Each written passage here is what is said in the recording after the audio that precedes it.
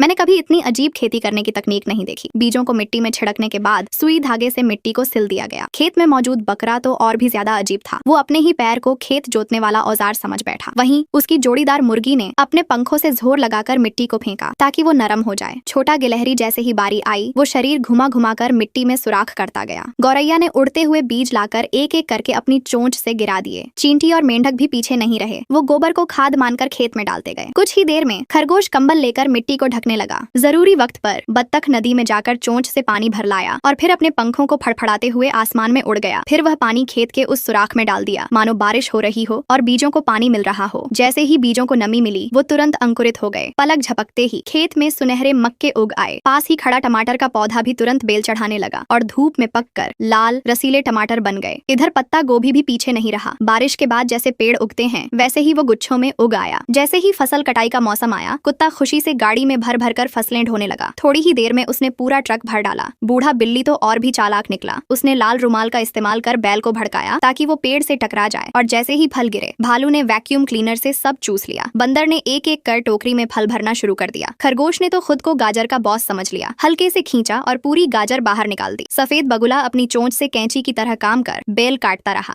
दो बत्तखें तो लौकी ढोने में लगी थीं। हैरानी की बात तो ये थी कि वो दोनों चोरी छिपे खा रही थीं और खुद को तैरती हुई दिखा रही थीं। जो पुआल का आदमी स्केयरक्रो था, वो भी खूब मेहनत कर रहा था। बस उसे एक बार फोकस करने दो तो वो बिजली की स्पीड से पूरी फसल काट दे। बूढ़ा घोड़ा अपने स्केट पहने आया और घास के ढेर को इकट्ठा करने लगा। उसके बाद बूढ़े बैल रिले रेस की तरह ढेरों को गोदाम तक पहुंचाने लगे। चूहे ने भी आकर मदद की। आखिर उसने भी बहुत सारा खाना चुराया था। पुरानी मुर्गी ने भी योगदान दिया। उसने अपनी ऊन की स्वेटर उतार दी और नहाने के लिए बाथटब में चली गई। अच्छे से साबुन लगाकर खुद को साफ किया ताकि अंडा देने से पहले सब साफ हो। जैसे ही गेट खुला, हजारों अंडे फिसलकर सीधे स्टोर हाउस में चले गए। मोटा सा सुअर लोहे की कीलें दिखाने लगा, जिसके लिए बहुत देर से एक माओ माओ चोंग लार्वा इंतजार में था। वो खुद को कई हिस्सों में बांटकर जमीन में 2 झटकों में कीलें ठोक देता। उन सभी की आपसी तालमेल भी कमाल की थी। सबसे हैरान कर देने वाली बात, बैल सिर्फ कन्वेयर बेल्ट पर बैठा अखबार पढ़ रहा था और पूरी ऑटोमेटिक दूध प्रणाली अपने आप चल रही थी। उसके बाद वही ईयरगू बकरा लेकर आया, उसे गाड़ी बना लिया और ताजा दूध को गोदाम तक पहुंचा दिया। तरह तरह की सब्जियां और फल खेत से निकले, उन्हें ट्रेन पर लाद कर ले जाया गया। अब तो सर्दियां आई या तूफान, किसी को खाने की चिंता नहीं थी।